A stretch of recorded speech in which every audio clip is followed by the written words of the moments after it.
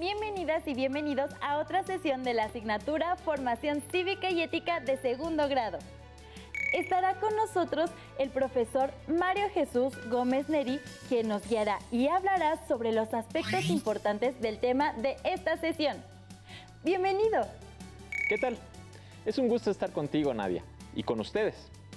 En esta ocasión estaremos reflexionando sobre los grupos culturales y su influencia en la identidad, en la que platicaremos sobre asuntos que les permitirán analizar sus ideas, conductas y acciones de la vida cotidiana. Es un tema muy interesante e importante. ¡Comencemos! Por lo que entiendo, el tema de esta sesión tiene que ver con la paz y cómo pueden convivir los pueblos. Exacto. Tiene que ver con eso y muchas cosas más. En esta sesión hablaremos sobre la importancia de la cultura de paz y cómo los pueblos pueden practicarla. Les invitamos a que se acomoden y presten mucha atención a las actividades e información que analizaremos de forma conjunta. Antes de comenzar, les recuerdo que es importante mantener los hábitos de higiene para cuidar su salud, como lavarse las manos constantemente con agua y jabón, el estornudo de etiqueta, mantener la sana distancia y en la medida de lo posible, en estos meses, eviten salir de casa. Deberán tener a la mano su cuaderno o una hoja, un bolígrafo o un lápiz para anotar las ideas principales, preguntas o reflexiones que surjan a partir de lo que analizaremos a lo largo de la sesión. Si tienen discapacidad visual, preparen sus hojas Ledger, punzón y regleta. Maestro Mario, entiendo que en esta sesión revisaremos temas importantes, pero no me imagino ahora que tiene que ver con mi vida diaria esto de la cultura de paz. Me parece que es cuestión como de decisiones de los presidentes a nivel internacional, donde yo no tengo mucha participación. Entiendo a qué te refieres, Nadia. En este sentido, debemos recordar lo que dice la Constitución de la Organización de las Naciones Unidas para la Educación, la Ciencia y la Cultura, UNESCO, sobre la necesidad de la cultura de paz. Puesto que las guerras nacen en la mente de los hombres, es en la mente de los hombres donde deben erigirse los baluartes de la paz. Esto quiere decir, efectivamente, la guerra como confrontación entre las sociedades o naciones no es algo que venga desde otro planeta o que surja por naturaleza, sino que siempre comienza como una idea en una persona o como un conjunto de acciones de un grupo o nación. Y esa mala idea o acciones buscan solucionar las diferencias por medio de la violencia. Es cierto. La violencia comienza en el pensamiento de cada uno de nosotros. Cuando nos molestamos, por ejemplo, nos dan ganas de aventar cosas, decir groserías y hasta hacer daño a otros. Pero qué difícil es a veces evitarlo. Sin duda es algo que requiere esfuerzo. Precisamente, por eso es que debemos educarnos, en buena parte de eso se trata, de aprender no solamente a controlar nuestras emociones, sino también aprender a pensar críticamente para elegir las mejores acciones y no solo actuar impulsivamente sin pensar. Pero lo que causa los actos violentos es la afectación de los derechos de las y los otros, y esto termina provocando además un ambiente hostil para toda la sociedad. Para precisar a qué nos referimos con violencia y qué tiene que ver con el respeto a las y los demás, les invito a ver y escuchar con atención el siguiente video. De acuerdo con el sociólogo y matemático Johan Galtung, la violencia puede ser vista como la privación de los derechos humanos fundamentales y se refiere a las siguientes 5 necesidades. 1. Necesidad de supervivencia. 2. Necesidad de bienestar. 3. Necesidad de identidad. 4. Necesidad de libertad. 5. Necesidad de equilibrio ecológico. Si se cubren estas 5 necesidades, se puede definir la paz, pero si no se respetan, el resultado es la violencia y, en consecuencia, la degradación humana. Como vimos y escuchamos en el video, la violencia amenaza siempre los derechos de las y los demás, pero además, el que la gente no tenga la seguridad del respeto a sus derechos humanos provoca frecuentemente que tengan reacciones violentas por desesperación, hambre u orgullo, al ver afectada su dignidad humana. Exactamente. Se vuelve un círculo vicioso entre violencia y falta de derechos. Una cosa provoca la otra. Viene al caso, en el mismo sentido, la famosa frase que el benemérito de las Américas, Benito Juárez García, quien fue presidente de México, alguna vez pronunció: entre los individuos como entre las naciones, el respeto al derecho ajeno es la paz. Lo que quiere decir, así como cada persona merece respeto a sus derechos, también el respeto al derecho internacional evita las guerras y la violencia. Por lo tanto, podemos concluir por extensión que para que haya paz entre las personas y entre las naciones, es necesario que haya respeto a los derechos humanos en las familias y entre todos los pueblos del mundo. Pero antes, debemos recordar cómo se presentan los conflictos y la violencia en los distintos niveles y lo que se puede hacer para combatirla. Entre las personas, hay violencia cuando tenemos conflictos con las y los demás, por lo que debemos evitar ignorar a las y los otros, ley del hielo, insultos y golpes. Hay paz cuando practicamos empatía, diálogo, solidaridad. En la familia, hay violencia cuando tenemos problemas de dinero, salud o diferencia de ideas. No debemos enfadarnos, buscar culpables, golpear o insultar. Hay paz cuando procuramos comprender a las y los otros, hablar las cosas, tener confianza. Entre los miembros de la sociedad, hay violencia cuando no se respetan los derechos o no se cumplen las obligaciones, por lo que no debemos confrontar, hacer justicia por propia mano, golpear ni insultar. Hay paz cuando procuramos tolerancia, empatía y solidaridad, buscar el diálogo, aplicar las leyes. Entre los pueblos, hay violencia cuando se quiere imponer una cultura por encima de los derechos humanos, por lo que no debemos pensar que unas personas valen más que otras, cerrarnos a otras opciones, mirar a los otros pueblos como enemigos. Hay paz cuando intentamos conocer la cultura de otros pueblos, valorar la diversidad, buscar coincidencias. Finalmente, entre las naciones, hay violencia cuando no se respeta el derecho internacional o se quiere intervenir en las decisiones políticas de otro país, por lo que nunca se debe intervenir en los asuntos internos de otros países, permitir las invasiones, apoyar el imperialismo, declarar la guerra. Hay paz cuando las naciones respetan la soberanía ajena, son solidarias, practican la democracia. Creo que queda más claro qué aspectos debemos evitar y cuáles procurar para rechazar la violencia en todas sus formas y vivir de acuerdo con la cultura de paz.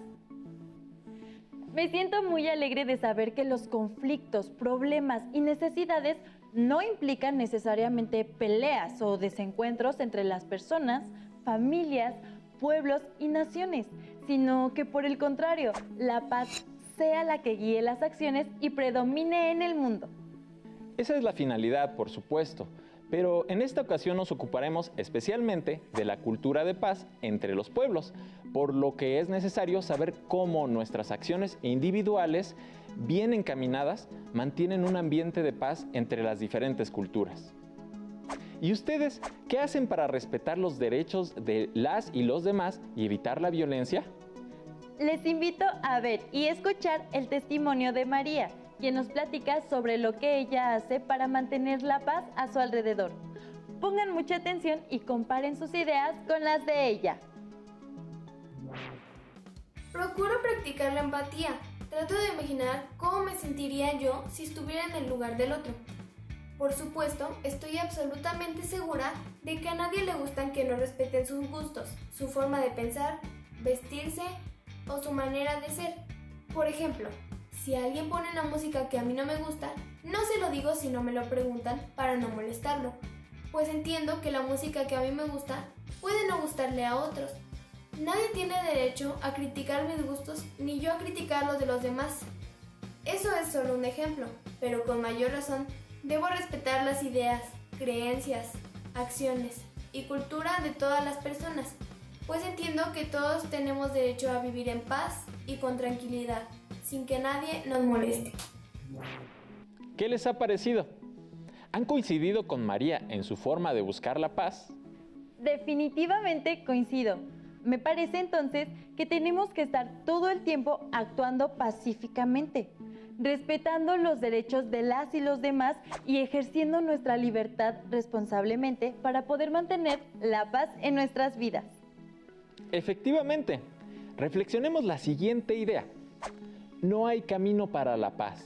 La paz es el camino, dijo Mahatma Gandhi, quien logró la independencia de la India del Imperio Británico a principios del siglo XX a través de una revolución pacífica. La idea principal es que la paz es la mejor forma de resolver los conflictos que la guerra o la violencia generan en el mundo actual. Donde existen y se respetan los derechos humanos de las personas, culturas y pueblos, se favorece la paz. Es una gran idea, pero ¿podría explicarnos qué significa esto de la cultura y los pueblos? Porque no parece ser exactamente lo mismo. Entiendo que la cultura tiene que ver con las tradiciones y las costumbres de las personas. Sin embargo, cuando hablan de un pueblo, no me queda tan claro si se refiere a un lugar o a sus habitantes. Excelente pregunta.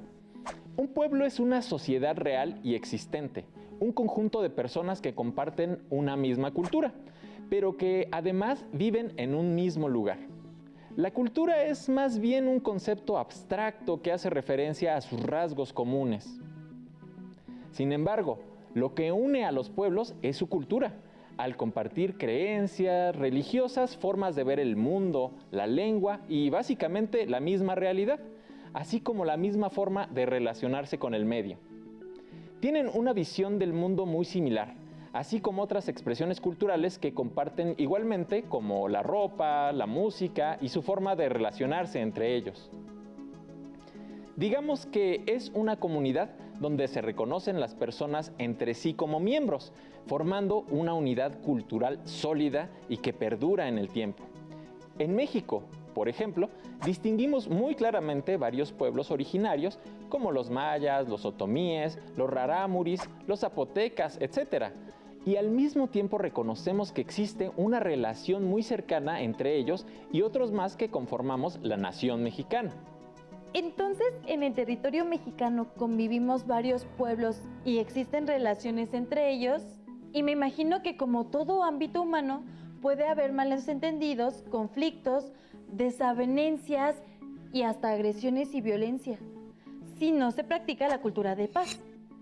Pero en este caso no basta con la acción individual de las personas, sino que toda la comunidad debe estar comprometida con la búsqueda de la paz para poder erradicar la violencia y vivir en el derecho. Tienes toda la razón. Es por eso que es imprescindible reconocer qué tipo de violencia existe en este nivel, pues toma varias formas y debemos saber identificarlas. Les invito a que veamos y escuchemos el siguiente video para aprender sobre los tipos de violencia que puede haber, varios de los cuales son precisamente los que representan conflictos entre pueblos. Perfecto, pongan mucha atención a lo que vamos a ver y escuchar enseguida. Si es posible, tomen notas en su cuaderno para estudiarlo más tarde. ¡Corre video! Para el sociólogo y matemático Johan Galtung, la violencia puede ser directa, estructural o cultural. La violencia directa se da de forma manifiesta y evidente, por lo que todos podemos verla cuando se produce.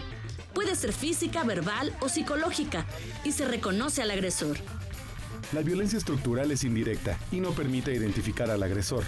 Proviene de los sistemas sociales, políticos y económicos que gobiernan las sociedades en los estados o en el mundo. La violencia estructural se divide en interna y externa, según su procedencia. La primera proviene de la personalidad de cada integrante del sistema y la segunda de la misma estructura social en su conjunto. Ejemplos de violencia estructural son el hambre o la extrema pobreza que sufren determinados grupos sociales. Por último, la violencia cultural se refiere a todo aspecto de la cultura utilizado para legitimar la violencia directa o indirecta. Se trata de modos de pensar y actuar con base en creencias y valores que invitan a la violencia. Se suele hacer uso de símbolos que se encuentran en diversos ámbitos de la cultura, como en la religión, el arte o las ciencias, entre otros. En nuestro país, un ejemplo de violencia cultural fue la Guerra de los Cristeros, en la que se defendieron creencias religiosas a través de enfrentamientos. Para transformar la violencia, se requiere construir la cultura de la paz. Esto se puede lograr al tomar como base el conflicto para generar nuevas oportunidades y establecer compromisos entre los involucrados. Muy interesante, ¿verdad?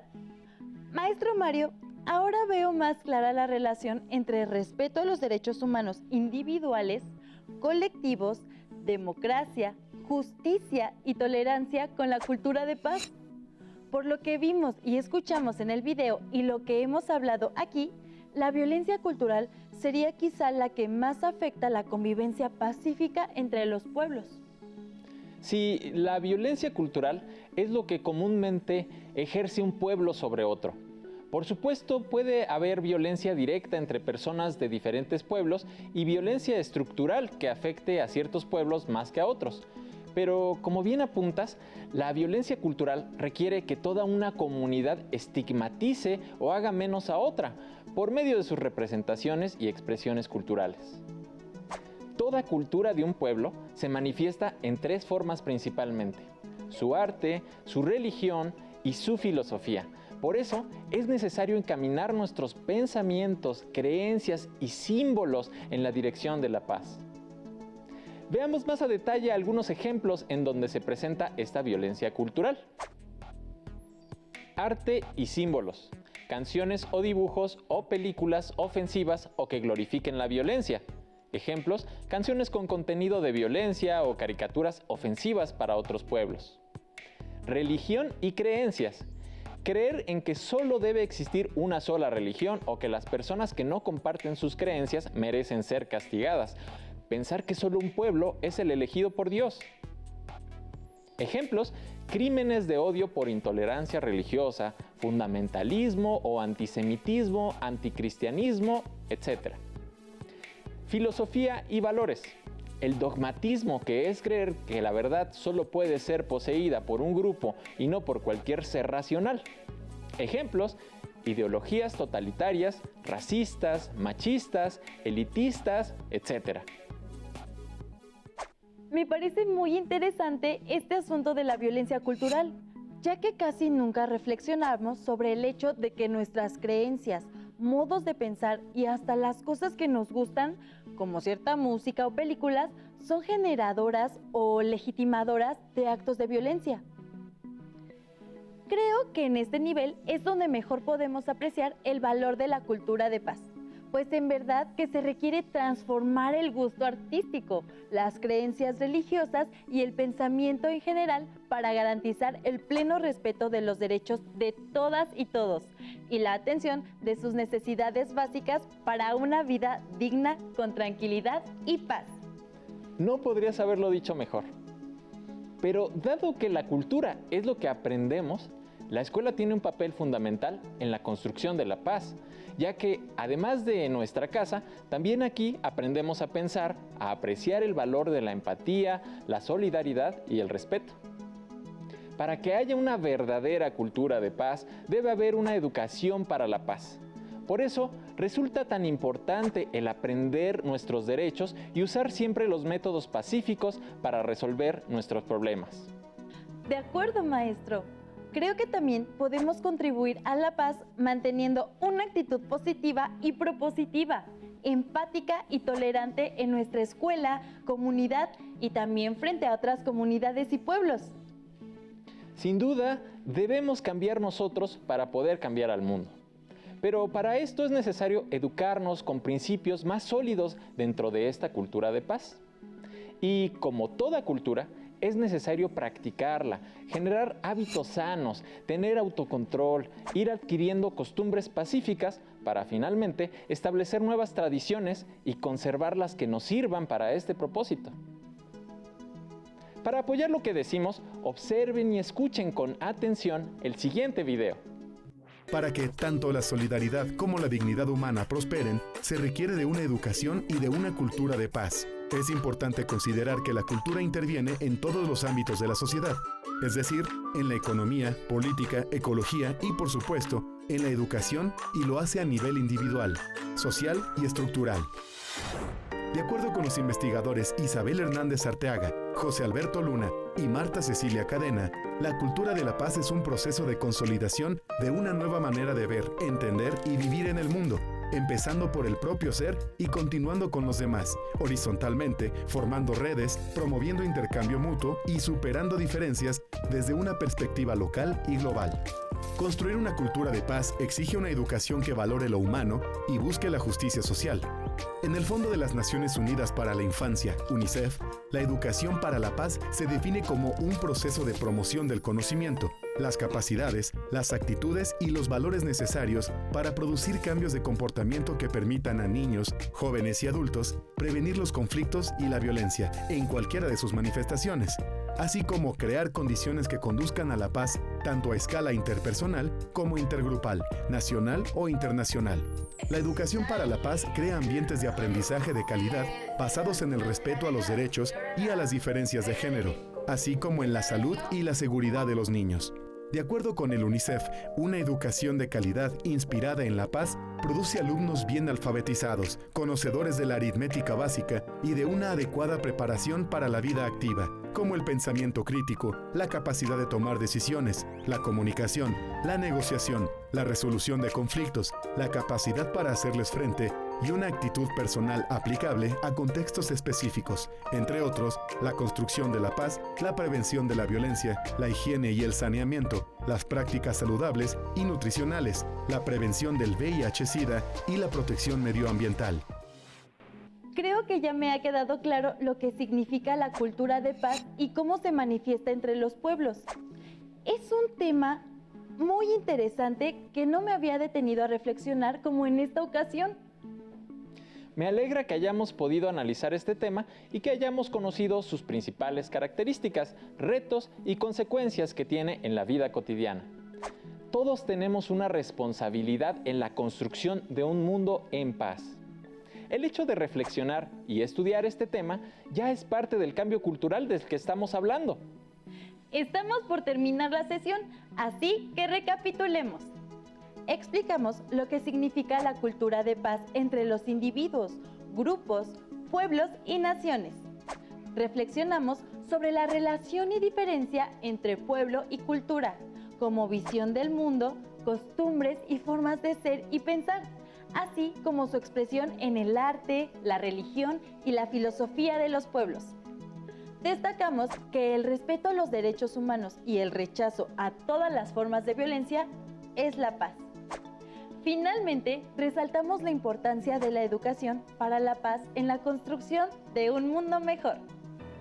Les invito a consultar su libro de texto de formación cívica y ética para saber más acerca de la cultura de paz y la educación para la paz en su vida cotidiana.